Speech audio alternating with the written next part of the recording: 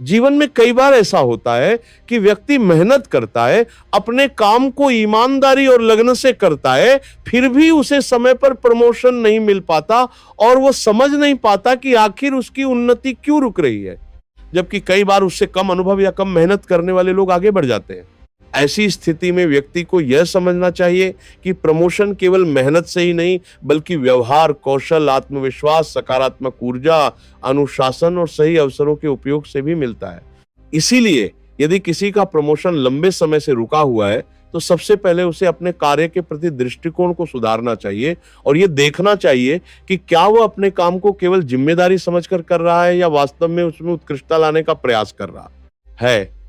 क्योंकि जो व्यक्ति अपने काम में नई सोच, सुधार और पहल दिखाता है, वही संगठन की नजर में आगे बढ़ने योग्य माना जाता है। इसके साथ ही समय की पाबंदी, जिम्मेदारी निभाने की क्षमता और टीम के साथ सहयोग करने का स्वभाव भी बहुत महत्वपूर्ण होता है। क्योंकि कई बार प्रमोशन केवल तकनीकी कौशल के आधार पर नहीं, बल्कि व्यक्ति के संपूर्ण व्यक्तित्व के आधार पर दिया जाता है। यदि व्यक्ति अपने वरिष्ठों से संवाद नहीं करता, अपनी उपलब्धियों को स्पष्ट रूप से प्रस्तुत नहीं करता या नई जिम्मेदारियां लेने से बचता है, तो उसकी उन्नति रुक सकती है। इसलिए उसे अपने वरिष्ठों से सकारात्मक संवाद बनाए रखना चाहिए और समय समय पर यह बताना चाहिए कि वह संगठन के लिए क्या नया योगदान दे सकता है।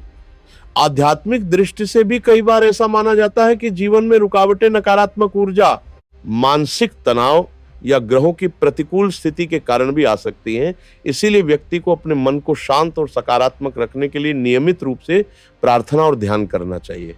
प्रतिदिन सुबह जल्दी उठकर स्नान करने के बाद भगवान सूर्य को जल अर्पित करना और सूर्याय नमः मंत्र का 11 बार जाप करना आत्मविश्वास और नेतृत्व क्षमता को मजबूत करता है, जो प्रमोशन के लिए बहुत आवश्यक गुण माने जाते हैं।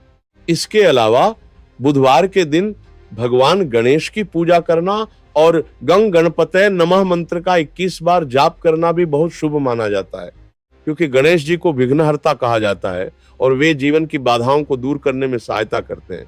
यदि संभव हो तो हर गुरुवार को पीले वस्त्र धारण करना, भगवान विष्णु या बृहस्पति देव की पूजा करना और किसी जरूरतमंद को पीली दाल या पीले फल दान करना भी लाभकारी माना जाता है, क्योंकि बृहस्पति ग्रह को ज्ञान, सम्मान और उन्नति का कारक माना गया है।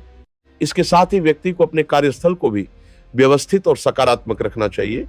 अपनी टेबल साफ सुथरी रखनी चाहिए और अनावश्यक कागज या टूटे सामान को हटाना चाहिए, क्योंकि स्वच्छ और व्यवस्थित वातावरण मन को भी स्पष्ट और केंद्रित बनाता है। कई बार प्रमोशन इसीलिए भी रुक जाता है क्योंकि व्यक्ति नई चीजें सीखना बंद कर देता है। इसीलिए उसे लगातार अपने कौशल को विकसित करते रहना चाहिए, जैसे नई तकनीक सीखना, अपने क्षेत्र से संबंधित कोर्स करना या अपने अनुभव को बढ़ाना, क्योंकि जो व्यक्ति लगातार सीखता रहता है वही समय के साथ आगे बढ़ता है। इसके साथ ही आत्मविश्वास भी बहुत महत्वपूर्ण होता है।